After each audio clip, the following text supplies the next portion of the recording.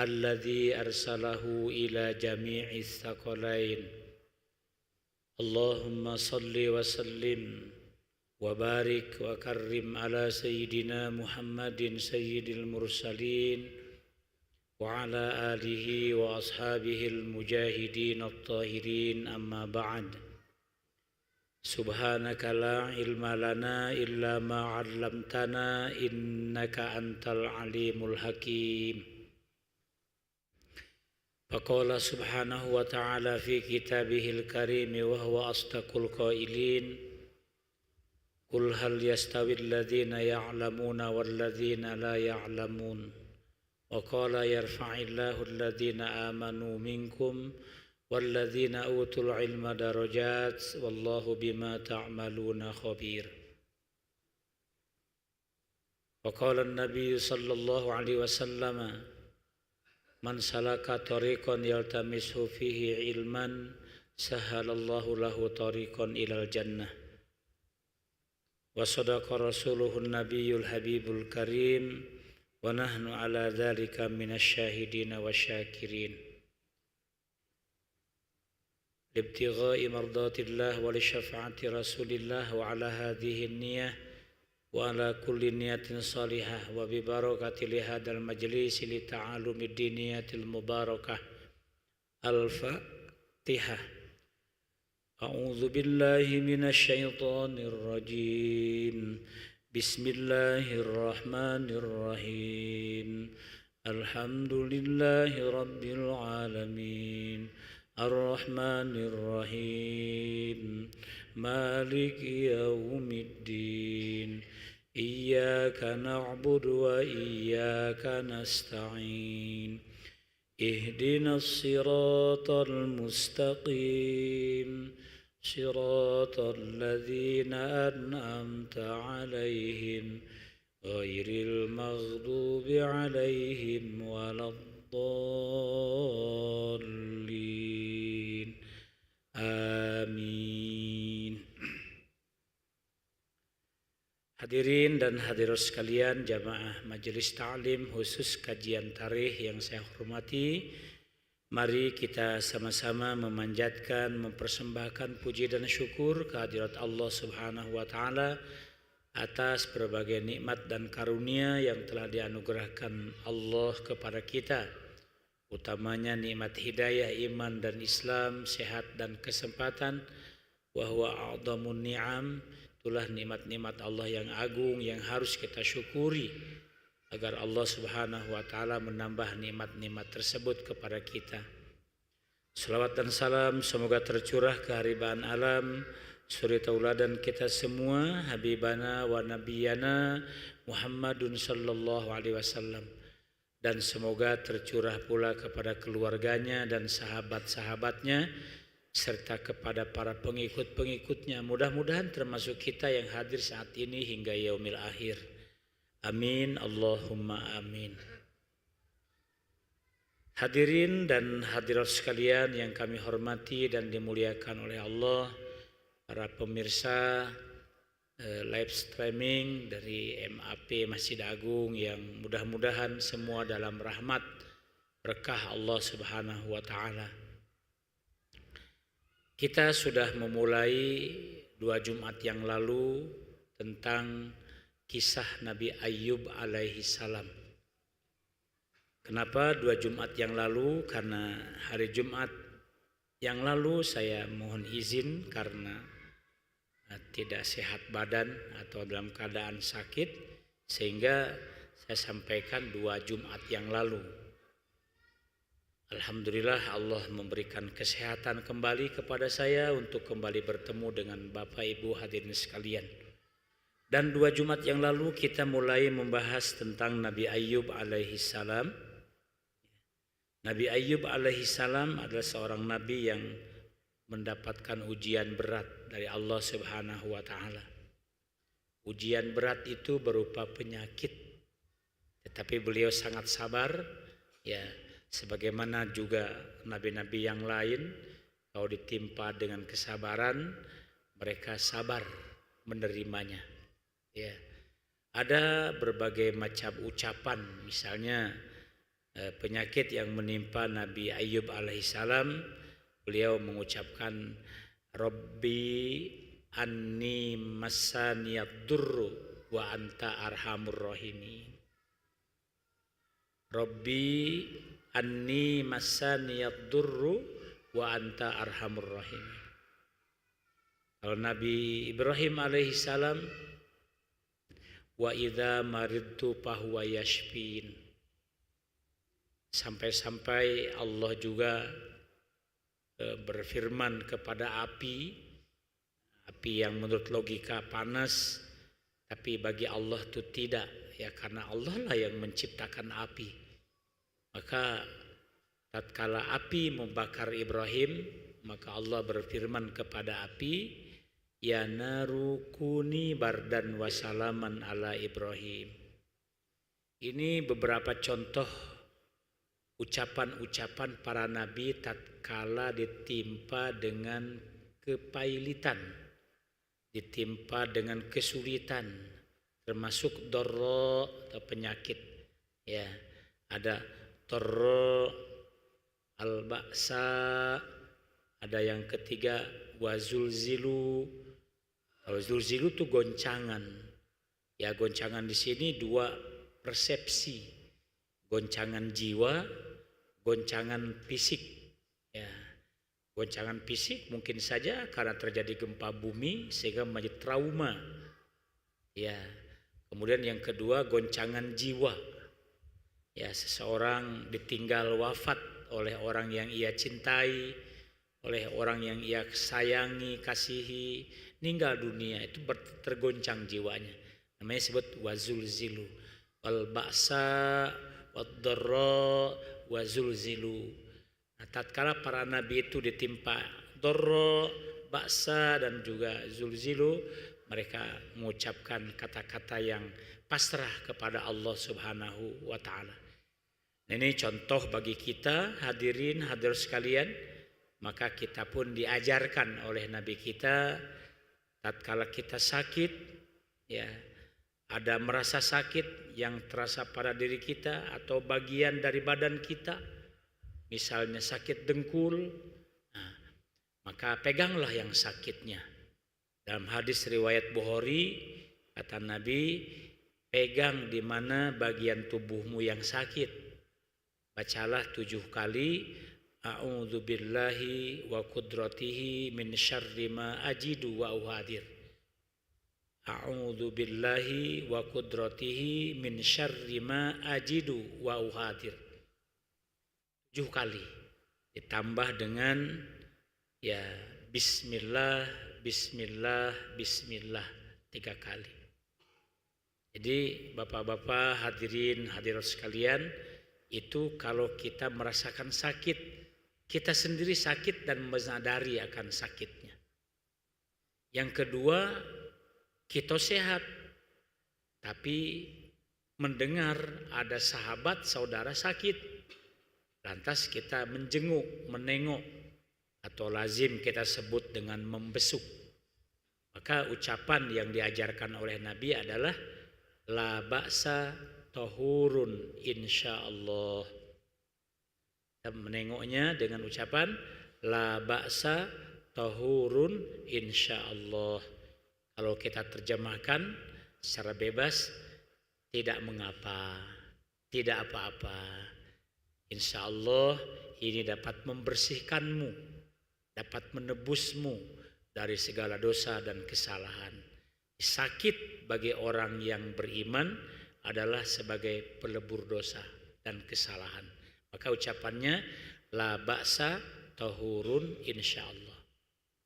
Yang ketiga, kalau kita mendengar ada saudara kita sakit, ada kawan kita sakit, ya mendengar tapi kita tidak sempat membesuk, maka doa yang paling tepat adalah Allahumma Rabban nasi adhibil ba'sa ishfi anta syafi la shifaa illa shifauka shifaan la yughadiru bihi saqoma. Jadi ya kita mendengar sahabat, saudara, rekan kerja, kawan seperjuangan sakit, ya sakitnya kita tidak bisa nengok, gitu ya. Kita hanya bisa mengucapkan doa, itulah doanya. Ya, tapi bukan berarti doa Allahumma Rabban Nasi ini tidak boleh dibacakan tatkala kita besuk, boleh juga, ya boleh juga. Cuman begitu, ada tiga kategori ucapan-ucapan, ya pengharapan, pengaduhan kepada Allah. Mengadu kepada Allah, mengaduh kepada dokter. Jadi kalau bapak-bapak pergi berobat ke dokter, itu namanya mengaduh. Aduh sakit, dokter tolong, mengaduh. Kalau mengadu kepada Allah itu dengan ucapan doa. Ya, dengan ucapan-ucapan ikrar. Saya ulang, ya kita sendiri sakit dan menyadari sakitnya, maka ucapannya adalah a'udzubillahi wa qudratihi min syarri ma ajidu wa ukhadiru. Tambah dengan bismillah 3 kali. Bismillah, bismillah, bismillah. A'udzubillahnya tadi ta'awudnya 7 kali. Kita menengok sahabat, saudara, kerabat yang sakit di rumah sakit, bacaannya la ba'sa tahurun insyaallah. Kita mendengar sahabat, saudara, kerabat sakit, maka ucapannya adalah, tapi tidak nengok, tidak bisa membesuk, Allahumma Rabban Nasi adhibil ba'sya ishfi anta syafi la shifaa illa shifauka syifaan la yugadiru bihi sakoma. Itu bos sekalian ajaran-ajaran yang disampaikan oleh Rasulullah Shallallahu Alaihi Wasallam atau contoh-contoh. Nah, ada Nabi, kita ulang lagi yang tadi, Nabi Ayub alaihissalam ditimpa penyakit, Rabbi ya anni masaniyad durru wa anta arhamur rahimin. Wahai Tuhanku, ya Tuhanku, sesungguhnya aku ditimpa penyakit. Anni masaniyad durru. Ya Allah, aku ditimpa penyakit, ya Allah. Ya, jangan hanya penyakit besar saja, penyakit yang luar biasa saja. Ya, penyakit semacam flu pilek itu kan namanya penyakit. Ya, bukan hanya virus corona, COVID-19 saja, tapi apapun yang menimpa kita namanya ba'sa atau darra, itu sesuatu kesulitan. Ya, artinya masa-masa di saat badan kita tidak sehat. Atau darra, Rabbi anni masaniyad durru wa anta arhamur rahimin. Tuhan, ya aku ditimpa penyakit, sedangkan Engkau Maha Pengasih dan Penyayang. Apa kaitannya penyakit dengan kasih sayang Allah? Artinya kita diingatkan, kan gitu ya. Kasih sayang Allah dan penyakit kita diingatkan. Ya, misal pada diri saya sendiri kan gitu ya. Kalau tidak datangnya penyakit, kita laju aja. Ya, makan apa saja. Tidak mengenal banyak lemak dan lain sebagainya.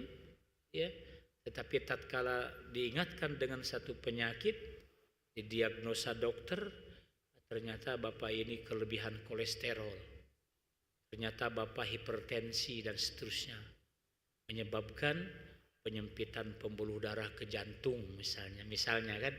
Jadi kita tahu berarti pola sehat, hidup sehat itu tidak kita lakukan. Ya, apa penyebabnya dokter? Biasanya apa? Nah, biasa makan makanan yang berlemak-lemak tinggi, ya, sering makan malam. Ya, kalau malam tidak bisa dimakan, ya, tapi ya makan dengan waktu di larut malam. Gitu ya. Kalau sekali 2 kali tak masalah, mungkin, ya. Atau habis makan tidak boleh langsung tidur, minimal 2 jam. Ini enggak, hampir tiap malam, makannya jam 11 malam, ya, sudah hampir sahur, jam 10 malam, dan seterusnya. Akhirnya lemak numpuk, ya, dan memicu penyakit-penyakit lainnya. Nah, berarti ada satu kecerobohan. Maka dengan kasih sayang Allah ditegur, hati-hati. Itu pengertian, ya, konektivitas antara Rabbi anni masaniyad durru wa anta arhamur rahim. Ada juga mungkin sakit karena kita tidak kehati-hatian, ya, dalam berkendara misalnya, ya, tidak kehati-hatian, tidak memeriksa dulu kondisi mesin atau kondisi ban dan seterusnya, bisa jadi juga. Itu berarti human error atau ya ada ketidakhati-hatian dalam memanage jiwa, ya, diri. Ini menjadi mukaddimah hadirin sekalian, ya, bagi pembelajaran kita selanjutnya. Kemudian di dalam Al-Quran surah Shad ayat 41. A'udzu billahi minasyaitonir rajim. Wadhkur abdana ayyuba idh nada rabbahu anni massaniyas syaiton binusbin wa adzabin. Kalau tadi Rabbi anni massaniyad durru wa anta arhamur rahimin. Tuhan, aku ini ditimpa penyakit, Engkau Maha Pengasih Penyayang. Yaitu Al-Anbiya 83. Sementara di surah Shad ayat 41, wadhkur abdana, dan ingatlah abdana, hambaku yang bernama Ayub, ya, idnada, tatkala ia memohon Rabbahu, kepada Tuhannya, anni massani syaiton, sesungguhnya aku diganggu setan, binus bin wa adzabin, diganggu setan dengan sangat payah dan juga terasa tersiksa sekali. Ngadu, Tuhan, aku udah diganggu setan terus. Ya, kenapa muncul bahwa Ayub itu ada perasaan diganggu setan? Semua nikmat diberikan kepada Ayub. Anak, keturunan, ternak yang banyak, subur-subur, gemuk-gemuk, tanam-tanaman subur-subur diberikan kepada Ayub. Tapi digoda oleh setan. Maka muncullah kisah Nabi Ayub, ya, digoda oleh setan. Tatkala Allah membanggakan Ayub di depan para malaikat-malaikatnya, tengok tuh, hambaku bernama Ayub. Dia benar-benar hambaku yang sabar. Hambaku yang benar-benar tahan uji. Kata setan, Tuhan, dia tahan uji itu karena Engkau berikan kesabaran. Karena Engkau memberikan daya tahan kepada dia, dia tidak mampu kugoda. Kalau daya tahan dia mampu kugoda, saya yakin Ayub Ayub akan berubah, tidak lagi penyabar. Kata Tuhan, tidak. Benar wahai Tuhan? Iya, Tuhan. Sekalipun kamu ganggu, kamu uji, sekalipun kamu rayu-rayu, Ayub tetap dalam kesabaran. Kalau begitu wahai Tuhan, izinkan aku merayu dia. Izinkan aku mengganggu dia. Itu permintaan setan kepada Allah. Cobalah, silakan. Kalau memang kamu mampu mengganggu Ayub, merayu, membujuk Ayub supaya tidak menjadi orang penyabar. Baik, kata setan, oke. Mulailah setan menjalankan misinya. Menjalankan misinya bagaimana cara mengganggu Ayub, ya, agar Ayub itu tidak sabar terhadap penderitaannya. Mulailah ya diuji dengan ya penyakit kulit. Ya, ada dua versi hadirin sekalian tentang penyakit Nabi Ayub ini. Ada versi pertama, tak akan mungkin seorang nabi diuji dengan penyakit yang menghinakan. Ada juga, ya, itulah sebagai ujian bagi seorang nabi. Kenapa? Karena nabi semua pasti diuji dengan kesulitan, termasuk penyakit ini. Baik, kita tidak akan berdebat mana setuju mana tidak, ya, tapi itulah yang pertama diuji adalah dengan sakit. Semakin hari, semakin minggu, semakin bulan, semakin luar biasa sakitnya. Tapi Ayub semakin bersabar. Ya, bahkan disebutkan sini hadirin sekalian yang saya hormati dan dimuliakan oleh Allah, ya, begitu parahnya sakit kulit Nabi Ayub alaihissalam sampai memunculkan belatung. Tapi Ayub tidak jijik dengan belatungnya, ya. Bahkan tidak ada lagi daging makanan, dia akhirnya sama-sama belatung itulah saling makan. Ternyata sampai begitu rupa, ya, bahkan sampai anak-anaknya meninggalkan dia. Dengan ditinggalkan anaknya dan mengurus ayahandanya, maka otomatis kebunnya terlantar. Kebun ladangnya hancur karena anak-anaknya mengurus sang ayah. Tidak terawat, tidak terurus lagi. Bahkan ternak-ternak pun ikut menjadi musnah. Yang tinggal sendirian sabar mengurus Ayub adalah sang istri. Tapi melihat begitu rupanya istrinya pun habis kesabarannya dan dia meninggalkan Ayub. Sampai Ayub bersumpah, nanti kalau aku sembuh, kamu akan kupukul 100 kali. Ayub tahu bahwa istrinya itu sangat setia, tapi sangat luar biasa sakitnya Ayub, rupanya enggak tahan juga. Sampai keluarlah kata-kata sumpah. Nanti kalau aku sembuh, kamu akan kupukul sebanyak 100 kali pukulan. Ya.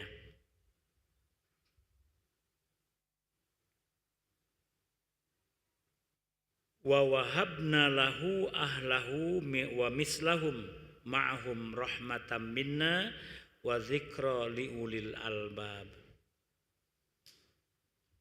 Bapak-bapak sekalian yang saya hormati dan dimuliakan oleh Allah. Dan kami anugerahi dia, ya, anak-anak yang pernah pergi meninggalkannya, ternak-ternak yang mati karenanya, Allah anugerahkan kembali, mengumpulkan kembali. Anak-anaknya yang pergi meninggalkan dikumpulkan kembali. Ternak-ternaknya yang sudah banyak mati dikumpulkan nanti. Ya, tanam-tanaman ladang, tempat bercocok tanam disuburkan kembali oleh Allah. Ya, bahkan istrinya pun dikembalikan kepada Ayub. Di saat istrinya kembali kepada Ayub, ya, teringat dengan sumpah bahwa aku pernah bersumpah akan memukul istriku 100 kali. Maka Allah berfirman, wahai Ayub, untuk menggugurkan sumpahmu, ya, khud biyadika dighsan fadrib bihi wala tahnats inna wajadnahu sabira ni'mal abdu innahu awwab. Ayub, ambil oleh engkau, ya, rumput-rumput kering. Banyak penafsir mengumpamakan seperti rumput ilalang. Ya, rumput ilalang kurang lebih sebanyak 100 tangkai rumput ilalang atau alang-alang kering di 100 tangkai dikebet, ya, dikebet katanya. Kemudian setelah dikebat, pukulkanlah kepada istrimu tadi. Kamu jangan termasuk orang-orang yang melanggar sumpah. Sumpah harus ditunaikan. Ambil ilalang kering 100 biji, kebet, pukulkan sekali, selesai. Ya. Jadi itulah cara Allah memberikan kasih sayangnya kepada hamba-hambanya. Jadi sekalipun simbolis, Ayub menunaikan nazar atau sumpahnya tersebut. Sampai hadirin hadir sekalian, kesabaran itu benar-benar ditampilkan oleh Ayub. Ketika Allah manggil setan. Setan, bagaimana? Apakah kamu berhasil mengganggu, merayu Ayub sehingga dia menjadi orang yang tidak penyabar? Maka si setan tunduk. Ya, wahai Tuhan, ternyata Ayub benar-benar termasuk hamba-Mu yang penyabar.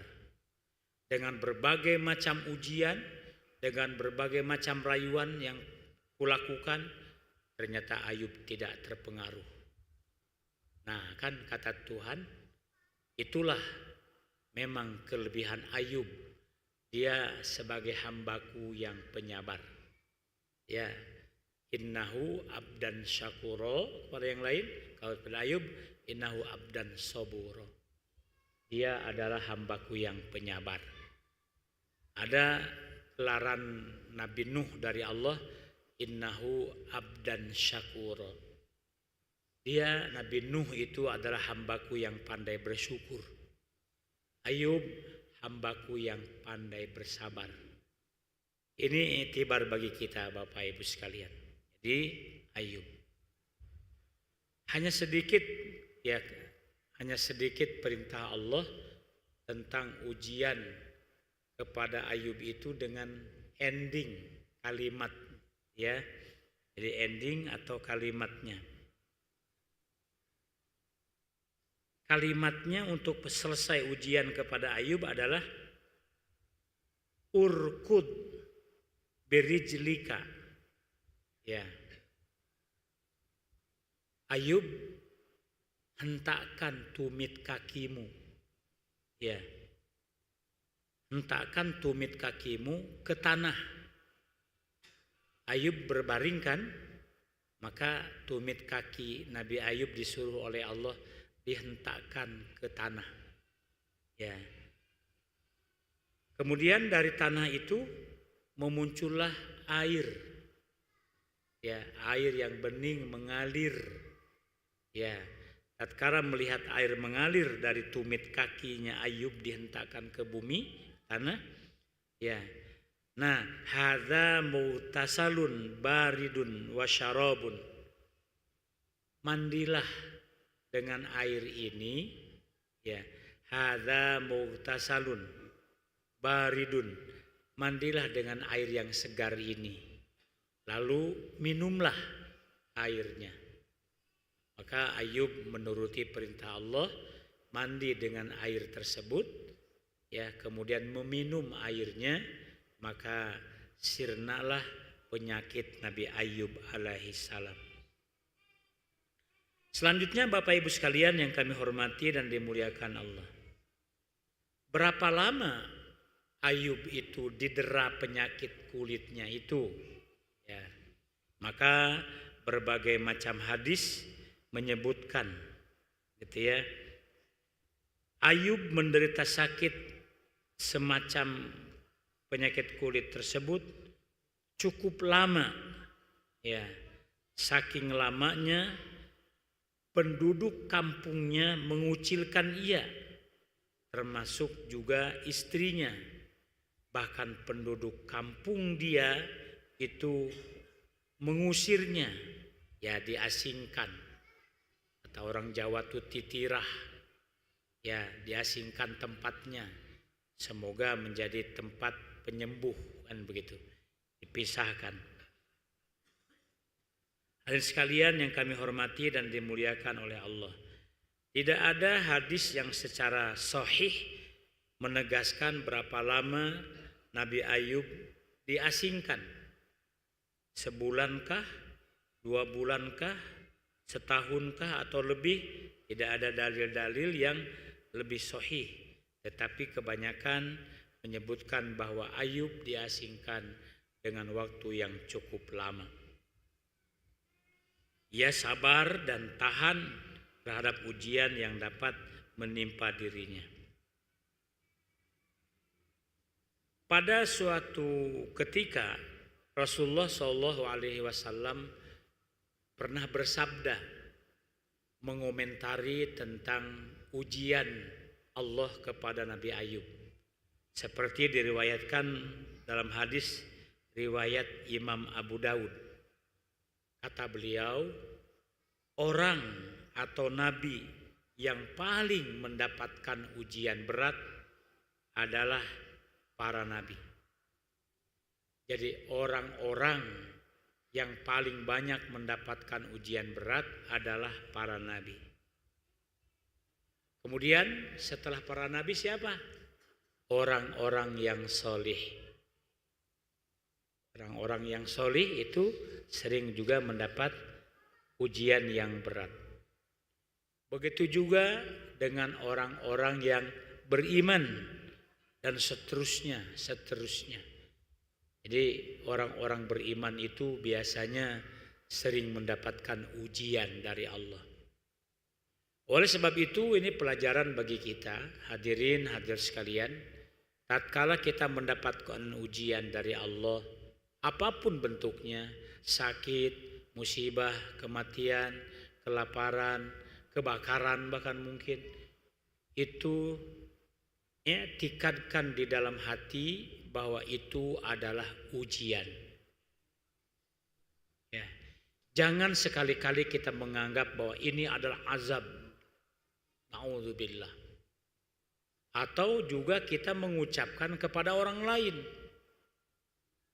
Ya, tak boleh kita, itu bukan ujian lagi yang menimpa dia itu. Ngapa? Dia itu azab dari Tuhan, tak boleh. Ya, hadirin sekalian, tidak boleh.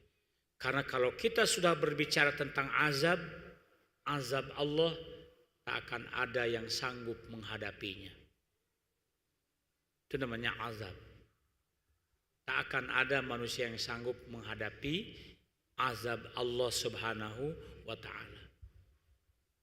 Sekalipun bapak-bapak melihat fenomena misalnya COVID yang begitu dahsyat sekali, berapa ratus orang meninggal dalam satu lingkungan, berapa ribu orang dalam satu skop kabupaten provinsi, satu negara, tetap kita harus husnuzon, ini sebagai ujian dari Allah.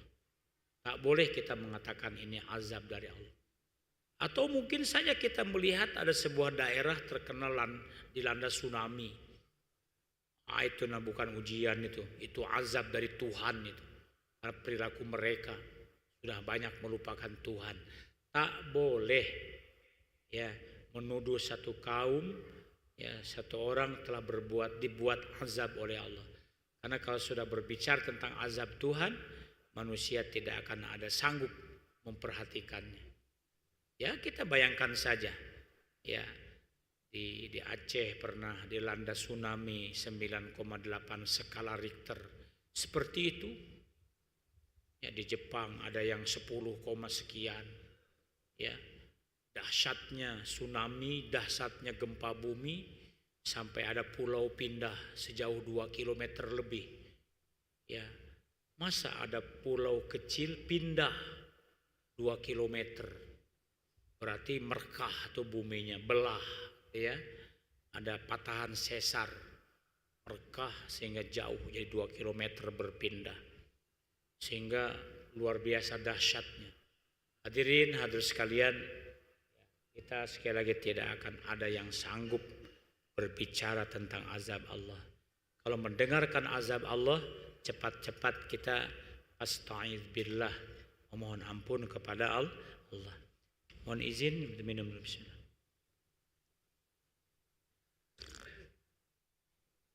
Hadirin dan hadirat sekalian yang kami hormati dan dimuliakan oleh Allah. Semua ujian dan cobaan, ya kan?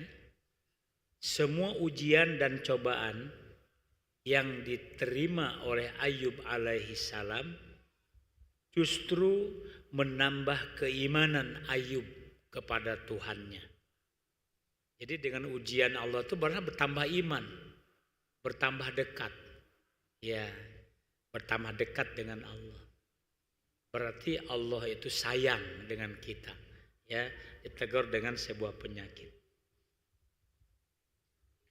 Bertambah keimanannya kepada Allah, bertambah ketabahan dan kesabarannya kepada Allah. Bahkan ia senantiasa meningkatkan pujian-pujian dan rasa syukurnya kepada Allah. Ini yang agak sulit kita realisasikan kan. Ditimpa penyakit syukur, alhamdulillah. Ya, ditimpa penyakit malah syukur. Ya mungkin kalau kita ingin mendalaminya, ya contoh adalah penyakit ringan. Tapi kalau menurut saya bukan ringan lagi sebenarnya, berat juga. Itulah flu, pilek, bersin. Flu, pilek, bersin itu adalah penyakit. Namanya flu, pilek kan haji. Kenapa kok kita dianjurkan membaca alhamdulillah? Wa idza syamithu fahamdallah ya fal yakul yarhamukallah. Kalau saudaramu bersin dan yang bersin itu mengucapkan alhamdulillah, maka sambutlah dengan ucapan yarhamukallah. Haji alhamdulillah. Kenapa? Kok penyakit alhamdulillah? Ya, orang-orang kedokteran, para medis mendapat jawabannya. Di saat kita sedang bersin beberapa detik, itu seluruh organ tubuh kita berhenti. Jadi kalau mesin itu sedang berjalan terus, tiba-tiba bersin, berhenti. Berhenti semua, napas berhenti, semua berhenti. Setelah itu jalan kembali, alhamdulillah. Jadi pas sudah berhenti, jalan kembali, berfungsi kembali, normal kembali. Berarti alhamdulillah. Oh begitu. Ya. Jadi ketemu jawabannya oleh orang-orang medis. Ya. Ternyata memang penyakit dengan bersin, ya kemudian berhentilah seluruh organ tubuhnya, maka tatkala kembali dia bernapas, kembali dia berbicara, kembali normal lagi. Maka ucapannya alhamdulillah. Karena dia mengucapkan alhamdulillah, maka yang mendengarnya yarhamukallah. Semoga Allah merahmati engkau. Kalau dirunut dari sejarahnya, ternyata tatkala manusia pertama diciptakan, yaitu Adam alaihi salam yang sudah pernah kita bahas, ya, tatkala bentuk tubuh jasad Nabi Adam selesai, maka Allah memasukkan ruh yang pertama kali masuk ke rongga kepala.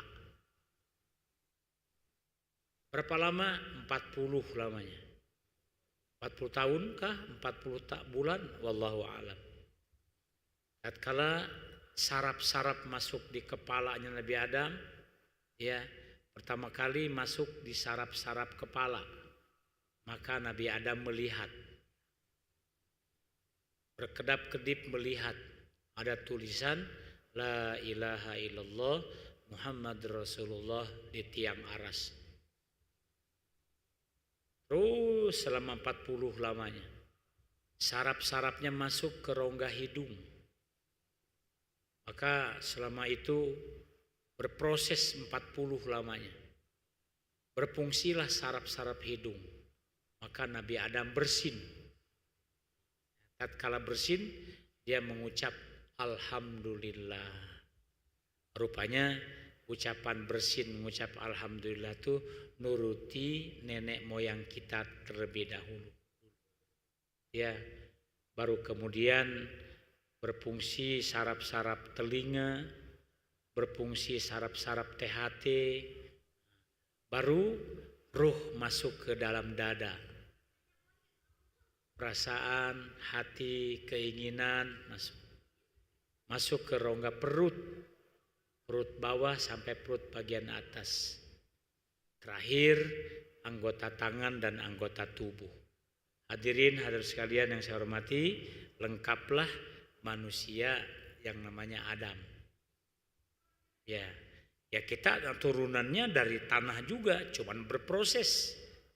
Tumbuh-tumbuhan yang tumbuh di tanah.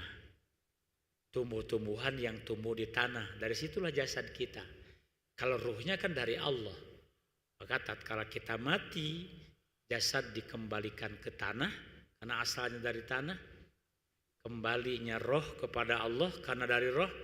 Panafakhtu min ruhihi, aku tiupkan roh ke dalam jasadnya. Allah lah yang meniupkan roh. Diambil lagi roh kepada Allah. Yang dimatikan apanya? Nafs. Keinginan, hawa nafsunya itu yang dimatikan. Kullu nafsin dha'iqatul maut. Setiap nafs pasti akan merasakan mati. Jadi kalimatnya bukan kullu badanin, kullu ruhin, enggak. Kullu nafsin. Setiap nafs pasti akan mati. Baik hadirin sekalian, lanjut lagi kepada kisah Nabi Ayub ini. Ada seorang mufasir sekaligus dia seorang ahli sejarah. Namanya Hamid As-Sa'di. Kata Hamid As-Sa'di, ya,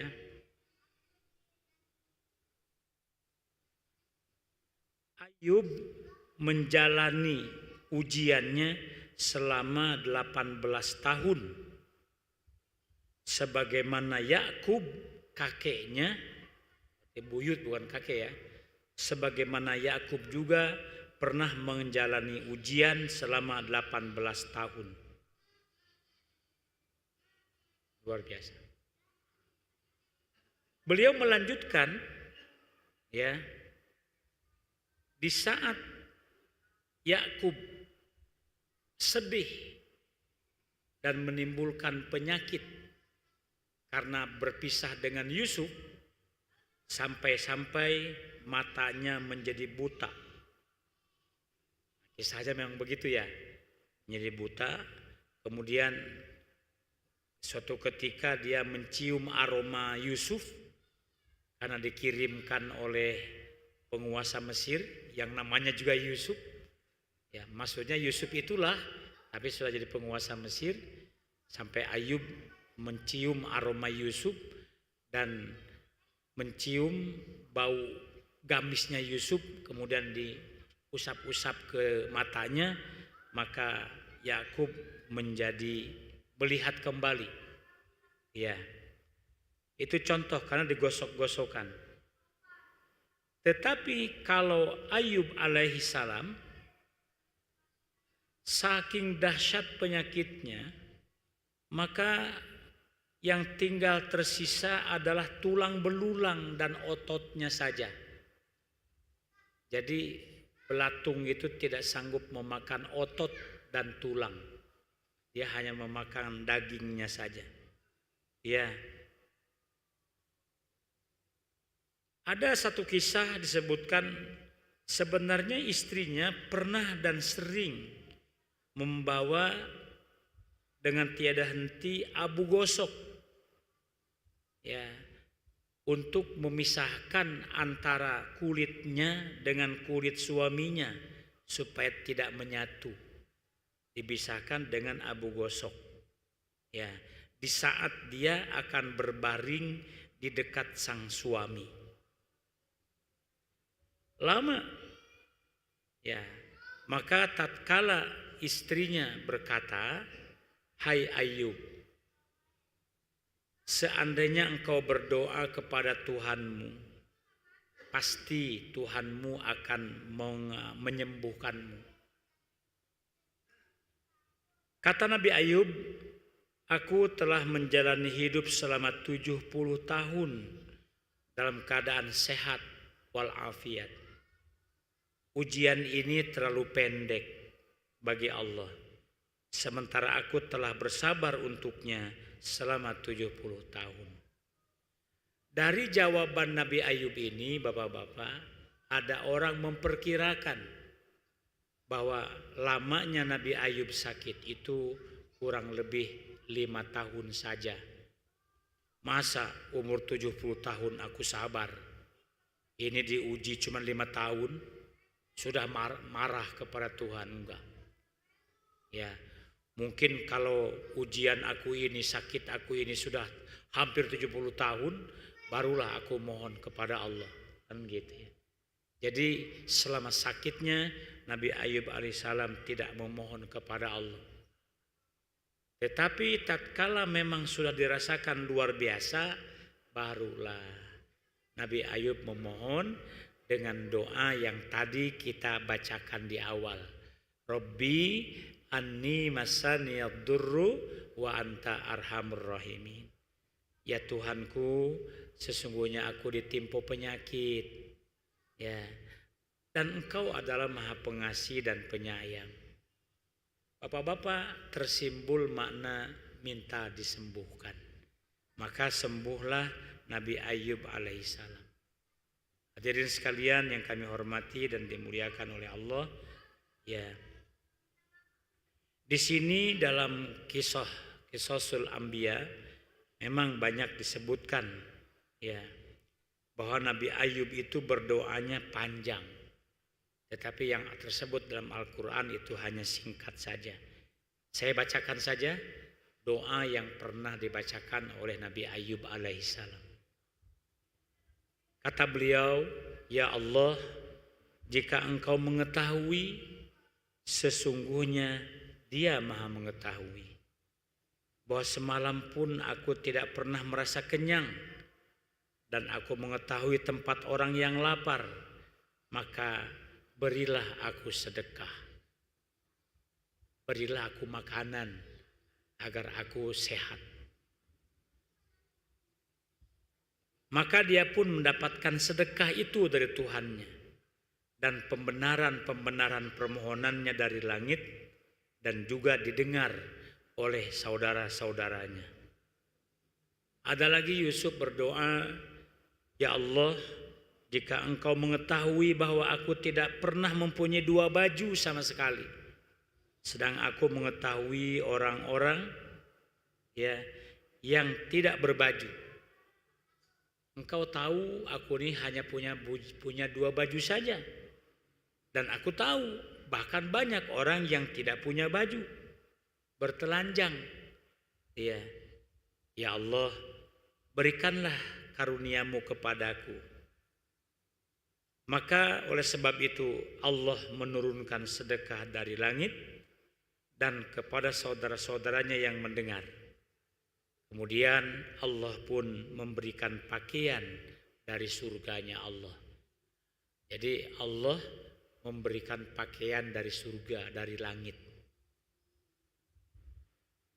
Setelah permohonannya dikabulkan dengan mendapatkan sedekah dari Allah berupa makanan yang menyehatkan, minuman yang dari hentakan tumit kakinya, kemudian menyehatkannya juga, dan kemudian Ayub juga mendapatkan pakaian yang indah dari langit, dari surga, maka seraya Ayub bersujud kepada Allah sambil berdoa dalam sujudnya, "Ya Allah, dengan keperkasaanmu, ya Allah, aku tidak akan mengangkat kepalaku selamanya sampai Engkau menyembuhkanku."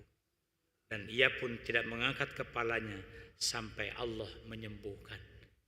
Jadi setelah minum, diberi pakaian, sujud, dan dia berjanji tidak akan mengangkat dari sujudnya sebelum Allah menyembuhkan. Terasa betul bahwa memang penyakitnya sembuh dan dia sudah berganti pakaian yang bagus karena pakaian dari langit, dari surga. Maka Ayub baru bangun dalam keadaan kembali menjadi manusia yang sehat dan sempurna. Hadirin hadirat sekalian yang kami hormati dan dimuliakan oleh Allah, mudah-mudahan ini kisah Nabi Ayub ini yang baru separuh ya kita bahas.